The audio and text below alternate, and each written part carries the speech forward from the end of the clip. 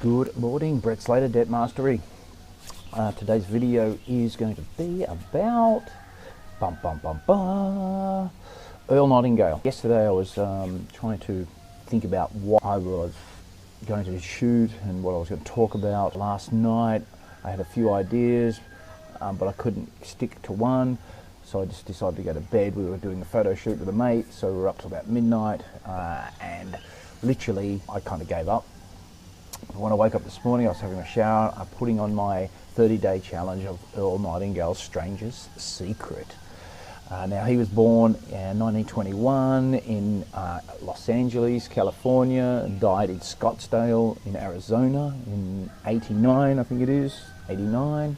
Great radio announcer. He's written a whole lot of books, The Strangest Secret, The Essence of Success, Lead the Field. I've only done the Strangest Secret, and that's what I do every now and then. You've got to go back to basics so you can keep your mind taut, let's say, like at the gym. Stay strong. If you don't, let me listen to it again and I'll review, because even some of this is like Matrix stuff. I love it. I actually love this. I'd like to tell you about the strangest secret in the world. Some years ago, the late Nobel Prize-winning Dr. Albert Schweitzer was being interviewed in London, and a reporter asked him, "Doctor, what's wrong with men today?" And the great doctor was silent a moment, and then he said, "Men simply don't think." It's about this that I want to talk with you. We live today in a golden age. This is an era that man has looked forward to, dreamed of, and worked toward for thousands of years. But since it's here, we pretty well take it for granted. We in America are particularly fortunate to live in the richest land that ever existed on the face of the earth. What attracted me to this guy was his voice, the way he spoke, the way he presented himself. You know, it was some kind of flashback in time. Obviously, in '72, I think the first book was written. And maybe even before that, 72. So this whole The Strangest Secret is about why we don't use our brains properly. Why, even back in the 70s and 60s, he understood why modern man, everything we've possibly ever wanted, we are living the highest realm of humanity right now. There's less wars, there's less deaths, better health, more money, but yet people still are not succeeding the way they want. 5 out of 100 people succeed, and pretty much the rest fail. The next bunch down, you know, they do okay, but 50% just fail. Why is this when we're living at the most abundant time in life? Why is this? And that's the secret, like using your fucking brain. A land of abundant opportunity for everyone. But do you know what happens? Well, let's take 100 men who start even at the age of 25. Do you have any idea what will happen to those men by the time they're 65? The way I came across this, the way I found it, was I was already looking for other things to do. You know, I'd done the Tony Robbins online course, the Rich Dad Poor Dad books. I'd found Napoleon Hill, and I just keep searching for what I need to find so I can get what I want and succeed in life. Now, this is what this is about, which is what I love. It was about goals and, you know, finding the goal, selecting it, remembering that you want something more. And the only way to get it is to get off your ass and have a go. Now, I watched a video yesterday of a great friend here in Bali, and she's over self-development right now. She's over it. Kate Bull, how you doing? Love your sister. And I understand, because I have been for the last month or so pissed off at it all. I'd had enough. I'd worked so hard, you get to a point, sometimes you think you're failing, you just exhaust yourself. You need to take a break, and I did. But now I'm back with a vengeance on what I want people to understand about money, debt, creating a better life, and how I did it. How I met so many beautiful people along the way. Like, there's so many people out there that want to help. Honestly, they want to help, but you are the key. If you don't ask the questions or just sit there and do nothing, you're never going to get anywhere. In America right now, there are over 18 million people 65 years of age and older, and most of them are broke. They're dependent on someone else for life's necessities. Now, we learn to read by the time we're 7. We learn to make a living by the time we're 25. Usually by that time, we're not only making a living, we're supporting a family. And yet, by the time we're 65, we haven't learned how to become financially independent in the richest land that has ever been known. Why? We conform. And the trouble is that we're acting like the wrong percentage group, the 95 who don't succeed. Now, why do these people conform? Well, they really don't know. These people believe that their lives are shaped by circumstances, by things that happen to them, by exterior forces. They're outer-directed people. So this is a lesson that you'll find through all of the teachings of any. If you think about bad things, you get bad things. If you think more positively and move towards great things, then you generally normally get it that. I believe in the law of attraction. But you've still got to understand that it's there, and you've got to, like when something comes past you, you've got to get it. You've got to grab it. You can't just sit here and, oh yeah, like there's a bus. I remember I've got to catch that. Oh no, don't worry about it. I'll just let it go. You've got to stand up. You've got to put your hand out. Using your mind to create this kind of development is like one of the most powerful things you can do. Honestly.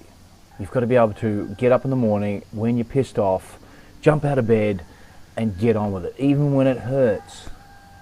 Every time I listen to this reminds me of when I was in my work accident and I was able to get up and start walking around again, and I would literally just go for a walk in the morning. It's just one of the guys I was working with, he broke his leg at the same time, and we'd go into the office and he was sitting there.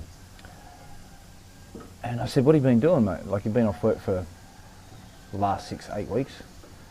And he goes, nothing. I just sit at home drinking. The missus is pretty pissed off at me. And I'm sitting there thinking, dude, what the hell are you doing? No wonder she's pissed off with you. You're doing nothing, you're drinking piss, and you've got a broken leg. You can't mow the lawn. I'd done a lot of things. I'd read books. I'd been to seminars. What the hell is going on? And then I found this. That's why it's so easy to make a living today. It takes no particular brains or talent to make a living and support a family today.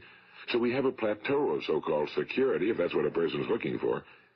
But we do have to decide how high above this plateau we want to aim.